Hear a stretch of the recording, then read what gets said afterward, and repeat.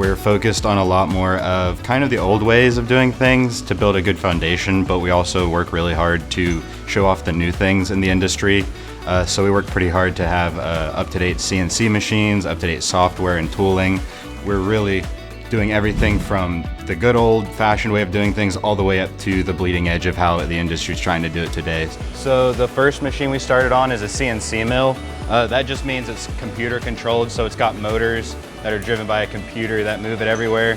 This one though is a manual milling machine. It's the old style. To me, these are my favorite, kind of my bread and butter. This is like art, in my opinion, more than it is a job when you start doing manual things. It's just a huge industry and the demand is there.